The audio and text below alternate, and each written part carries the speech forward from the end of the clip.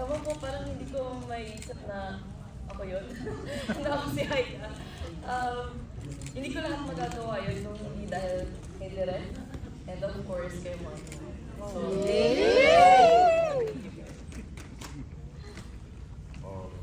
I don't know why. I don't know how many times I've done this. I'm like super shy right now. I hope you guys liked it. Oh, there you go. I hope you guys liked it. It was definitely challenging. Probably the best project I've ever got. And I was really glad that I did it with Gino, first of all. And of course, and Stanley Shi, thank you for bringing this story to life. Thank you, everyone. Thank you. Thank you very much.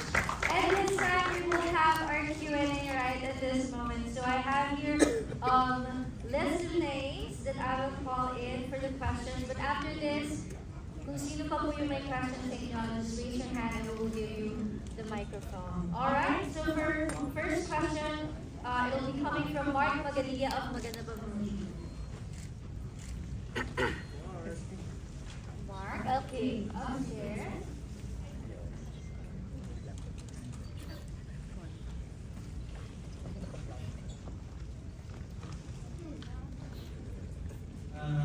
Hello guys. Question ko for Kevin and Mariko. After watching the film, ano yung pakiramdam? Now that you watched it, ano yung... grabe nag-search nga ako dun sa kay Rose.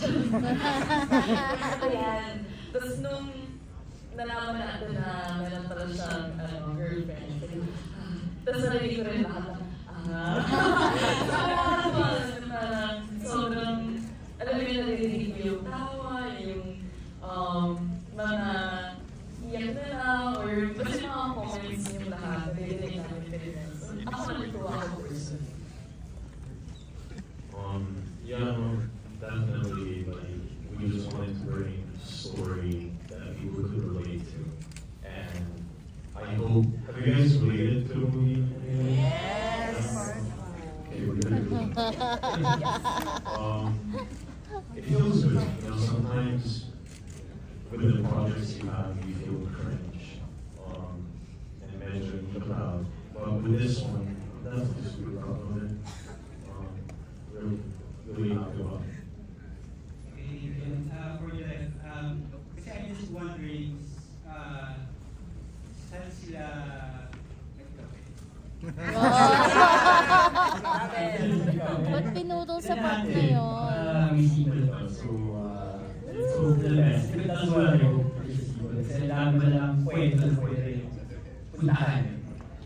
May lapse of 2 years in my future band. So, sana. Ako alam ko kung saan sila nagkape. Doon sa Mulan Dilaw. Mulan Dilaw. Makdo. Sa Macdo.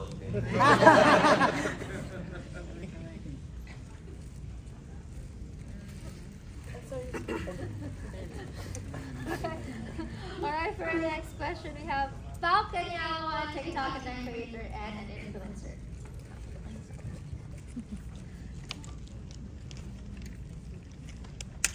First and foremost, congratulations to the sobrang galing yung grabe.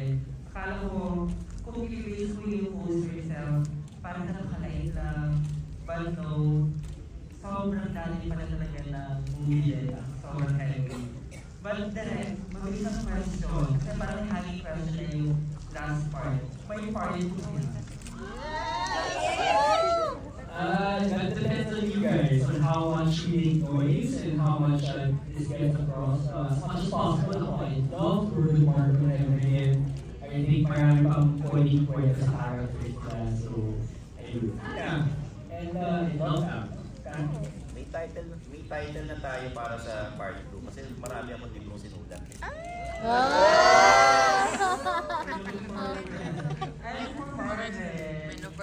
May parang naisip na parang hindi siya script, dahil parang nagtanong ka, parang ang sarap ng boss ko. Parang naramdaman ko yung tao niyo doon.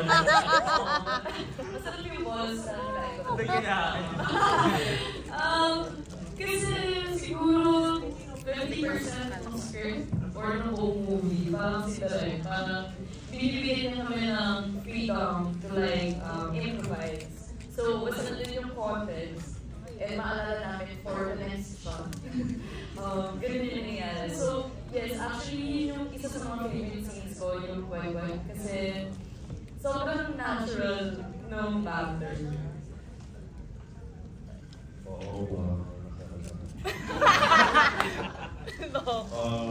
No, it was fun. It was definitely like the fact that gave us again like the freedom to play with the lines and a lot of the scenes there were ad-libs in it, and I think that's what made it in a way natural, just because it was freeing and it wasn't stick to the script. Even the fight. Have you guys noticed the sweat on the yeah, it was 3 hours long. Because of the different shots, but yeah, I love that improv kind of thing. I agree. We felt that your genuine reaction sa film sa scene na yun. And lastly, my last question, paano kayo nag-prepare sa heavy scene? Grabe yun, ang tindi doon. I used to not do this, but then Kevin taught me a way where kapag may heavy scene kami, tapos hindi kami hindi niya talaga ako makakusap. Like, kasi she's gonna start acting mad towards me, or lagi na lang ako nagugulat kasi, shit, ano ginawa ako? May sinabi ba ako naman, tapos check na yung sequence kahit mabigat. Okay, you know, alam ko na. But, yeah, definitely, we have a way how to get ourselves into that moment, and we're just, you know, she gets all close up, ako naman, automatic earphones, and, you know, I would just start thinking how would it feel to lose that, you know, it just adds up. How about you, Hannah? Ako po kasi, favorite ko yung mga heavy scenes. So, for me naman, as long as alam ko yung nangyayari yung storya, doon na ako nakaka-move. Pero malaking factor din na ginagawa ko with Marco. Just because kilala namin yung isa't isa. And yung mga away na yun, parang nag-wait tayo na, alam mo yung kaya namin makarelate kumbaga. And so, may makukugulan ako.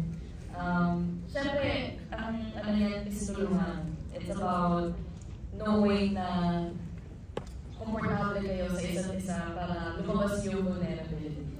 And I'm just so glad na I can do it with Marco, and of course with Direk at the time na sobrang patient niya sa amin. Binibigyan niya talaga kami ng panahon, kumbaga, na to get into character. Kasi, ano lang to, one take.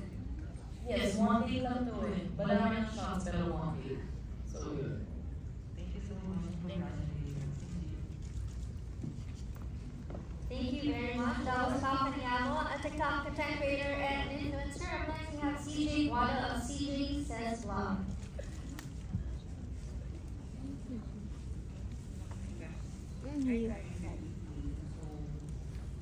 Congratulations nga pala sa and it was fun. My question is for Sir Stanley, Direk, Kevin, Marco, and even ikaw, Jimmy, gusto mo sa bago. Posible bang ma-inlove ang taga-Quezon City sa dalawa? Sir Stanley. Oo naman. Oo naman. Paano po mag-work? Despite the distance and the traffic. Kaya yung ginawa na, nag-dating. It's always possible na nakakalaw ako and nakakalaw niya ako sa QC. So, a lot of sacrifices, but also communication.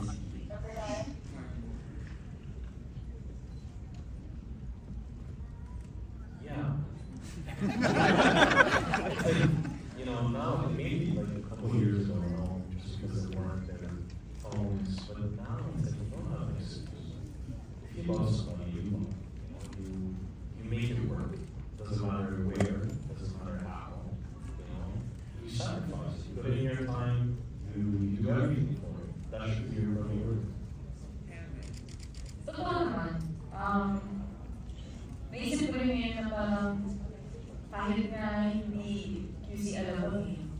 galing akong trabaho. Kahit sobrang pagod na pagod ako, like 18 hours of work, pupuntahan ko pa rin yung taong mahal ko. At makakakot ako. Alam mo yun, like, oo, ang ending naman is, gano'n mo mahal. Baka ikaw yun. Thank you. Sige. Love knows no boundaries. Next question. Kindly raise your hand if you have any questions for our past record. Hi. Hello, I'm Anarina TV. Question lang kay Miss Heaven kasi kami Trixie, yung katabi ko kanina habang nanonood, we were discussing kung wig ba yung first hair mo. Actually, maganda yung transition ng hair mo. Una, kulot-kulot, then hindi na masyadong kulot, then yung last one is straight na, hindi ka na haggard. Ibig sabihin sa last one. But dun sa una, was that wig or did you curl your hair?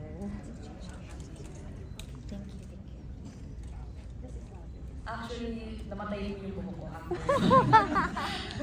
Totoo po lahat yun. Nakakatawa nga minsan, may scene na sobrang kulot, tapos biglang wavy. So, kailangan i-wave. And so, yes, hindi ko siya wave. Ano siya, extensions naman.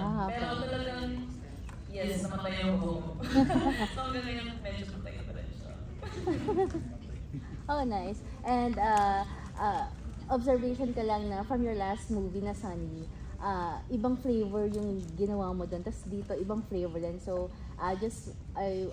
congratulate lang kita na you did very well sa acting mo. Oh, thank you so much. Thank you. Thank you. Makakarinig sila sa buhok mo kasi pag bagong sweldo, bagong balik. Alright, we have a question upstairs.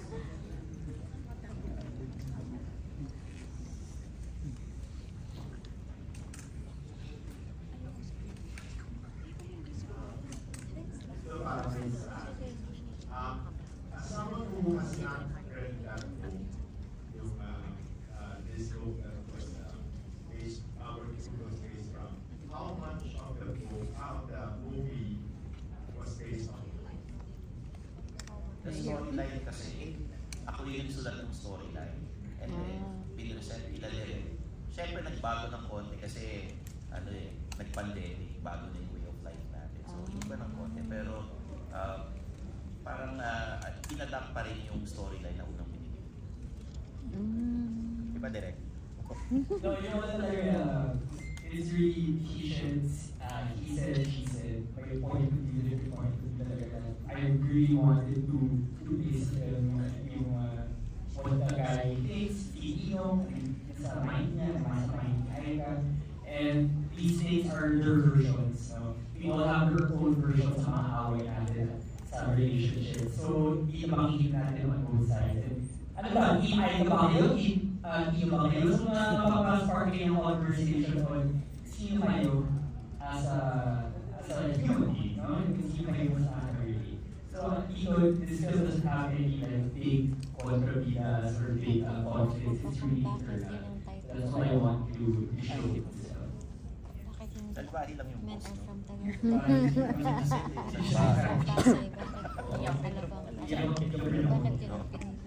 Parang ano lang, north and south po yun. Kaya po binibase po sa middle part po sa kung ano pinaka. Sinagot mo na. Kasi yung pinakamalayan. Iligawan ng Tagalabang dati. O, yun na yun. Ayun pala yun. Kasi taga-fuse. Hindi ko na alam eh. Wala akong balita. Wala.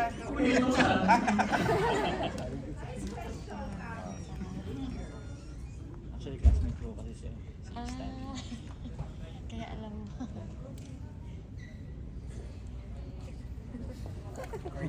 Go, ma'am. Yeah, first of all, congratulations po Marvin, Direk, and Sir Stanley for this film, and napakaganda niya po kasi.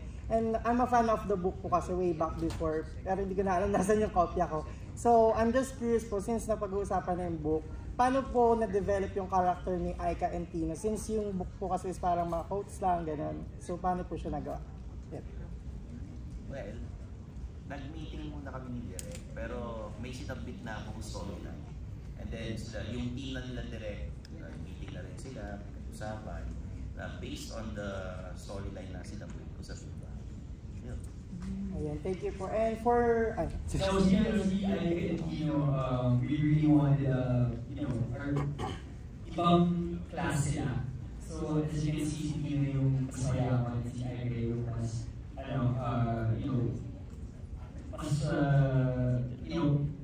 Masa. Middle class yan. Mas smart for me siya. She has something to strive for. So yun yung difference niya. So makikita natin kung the way of living and also yung mindset nila. Kung kaya niya ba talaga for the way for her. And then we see the switch between the characters, how they grow up. Eh, yung problema na hindi sila grow up. That's factual. Thank you so much to Direk and Sir Stanley. And next question ko po is for Marvin po. Ano po yung favorite scene niyo po dito sa movie nung ginagawa niyo? And ano po yung na-discover niyo sa isa't isa while filming the film? Ako yung isa ng quick scene. Pangalawa is yung nasa bus kami. Tapos makikita mo din, di ba parang glimpses of yung nag-uusap kami, and then quick scene, di ba ganun siya. Kasi yung scene na yun, wala yun sa script. Tapos si Direk sabi niya, akala namin, tapos na yung titingin-tingin lang kami yan, tapos sabi niya Direk, oh, Aika, magtanong ka about Tino. So kailangan alam niya yung mga sasagot. So mga tanong ko, dapat alam ko rin yung storya na nangyayari during sa buhay niya. And then siya naman, magtatanong siya about me. So, dapat alam ko rin kung saan nanggaling si Aika, paano, alam niyo. So, yun yung favorite scene ko actually. Tapos, lang si Direk, nasa bus lang kami habang nasa EDSA. So, yun yung favorite scene ko. Yeah, aside from the question, there was the boundaries one, the one about that's cute, yes. It was, you did this thing, you know, and I just felt so connected to you. I was like, yeah, maybe I'm going to do this. Yeah. I don't know, I love that scene. Also because that street is close to me. I used to live for the longest time in Mandaluyong, and I used to walk the same bridge to Manila. So like the fact that I got to work there, it was, achievement. I would have never thought. Yeah, I don't know. It's hard to say, really. All the scenes were worth liking. Oh, siguro yung away scene namin, yung pinaka-away-away, yung dulo was unacted. Yeah, that was unacted. And so, parang kailangan namin supportan yung isa't isa, yung mga panahon nila. Parang, shucks, bilang ko niya ito, so kailangan, alam mo yung bago doon. So, I like those. Thank you. Paano yung na-discover niyo po sa isa't isa? Na-discover namin sa isa't isa? Naku, yan na naman pa. Ikaw muna. Masarap yung voice niya. Na-discover. Yung top nene. Oo, masarap daw.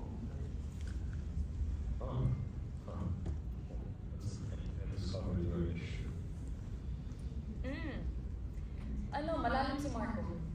No, I mean, hindi masama yun masama ba? Hindi, like, may depth siya, like, parang siyang old soul, na parang pinanood mo siya sa cinema, tapos parang, makikita mo sa mata niya, sa lahat ng galaw niya na, like, hindi lang siya acting, kumbaga, yun yung sinasabi ko, na master mo na, look at you. And nakakatuwa kasi wala, nakikita ko yung growth ni Marco. And I will always be here to support you and to guide you. How could I know? I have the best, sexiest teacher.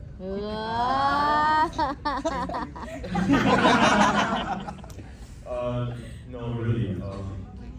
I already said this before, and I feel like I would have not have grown if it wasn't for Method. And every time I see something that I can pick up from her, some timing, some nuances, and I love her. give and take. And, I'm here in the movies together right now. And, I don't know, I just love this. Thank you so much po again. Vito po pala from TikTok. Thank you. Thank you po. Thank you. Any other? Okay, we have here.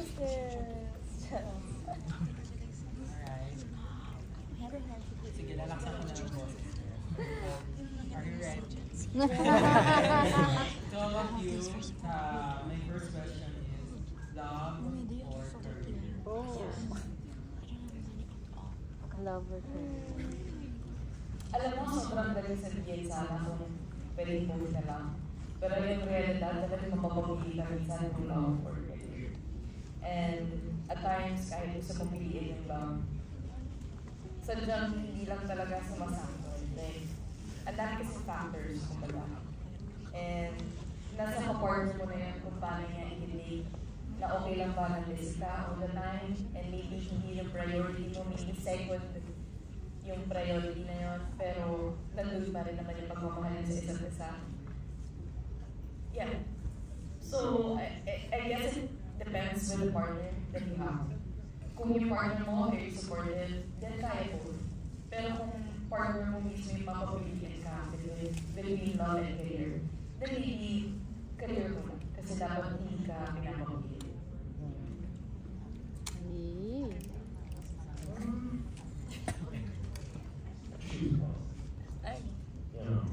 I don't know. To me, career is important. You have responsibilities, you have to bring the food home. But what is life without love? Wow. What is really like? I don't work. I don't live for money. Like I really live for experiencing life, and I feel like chasing money hasn't led me anywhere but anytime.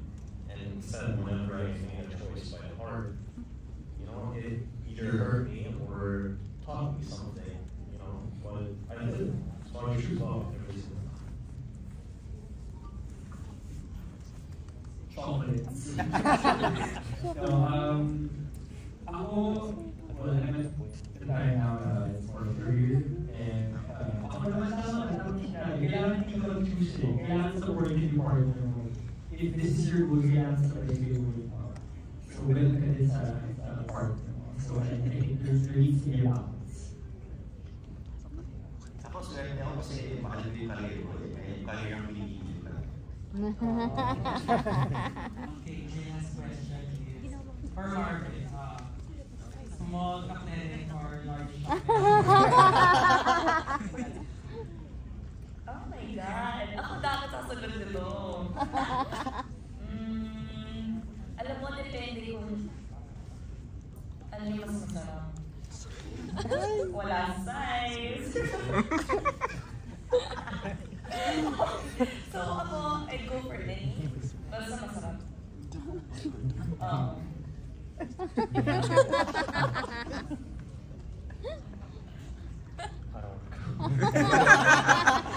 Isaw na lang daw. Small community or Wait. Thank you for your question. And for our last question. Last and yes, you. The one wearing a black cap, all wearing black with a backpack.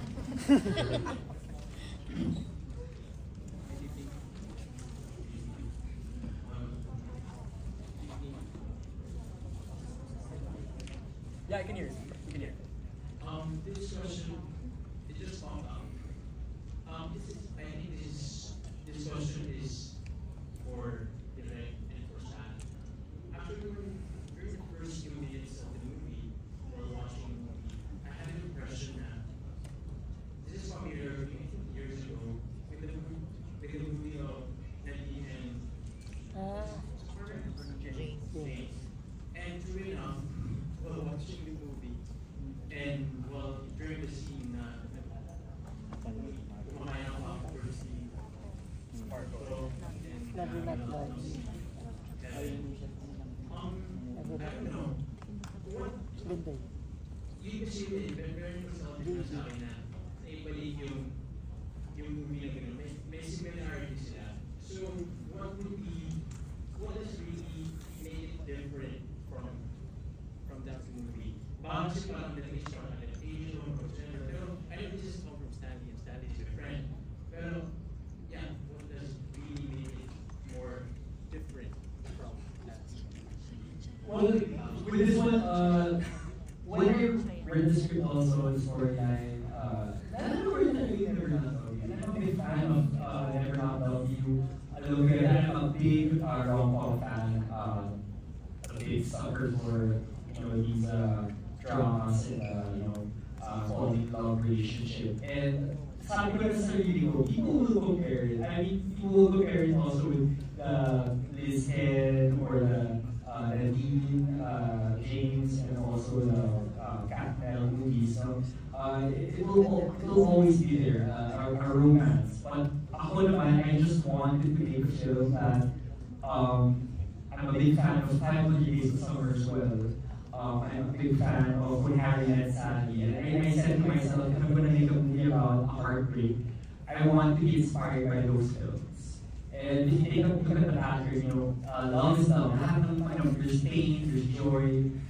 It's the way you treat it that becomes prepared. That's why the whole distance thing was the one that I wanted with communication. Even the first part with the split screen. So that's what I wanted to show you, the differences of from these two characters and all the memories that they had together. So for me, it's not really about how it would be different, but how it would make you feel afterwards. And like, kung ano yung nakuha mo with the film. So dun ako kasi every time I watch 500 Days of Summer or When Harry Met Sally, I get the same feeling na parang, or nanawa ko. Well, definitely, sir. Well, when I watched the Nadine and James movie, I was younger at the time. But when I watched your movie, both of you, actually, I can really relate. And, well, on my part, I definitely chose your year. Pero yeah, good job for both. You have very good. Thank you. Alright, thank you everybody. And before we wrap up, we'll have a group photo. So we are inviting everyone to please seat dun sa mga